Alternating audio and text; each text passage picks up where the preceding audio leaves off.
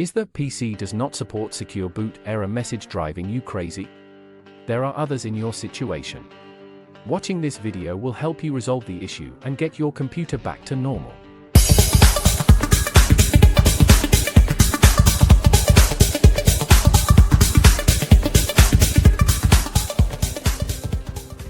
Computers can be protected against malicious and unapproved software via a technology called Secure Boot, which only launches approved programs. Alterations to the BIOS, a faulty bootloader, or malfunctioning hardware are typical triggers for this error message. Checking the BIOS by hitting Delete or F2 at boot time will reveal whether or not Secure Boot is enabled. Find the Secure Boot setting in the BIOS and make sure it's turned on.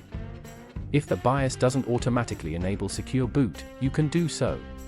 If you need help, check the computer's handbook or the manufacturer's website.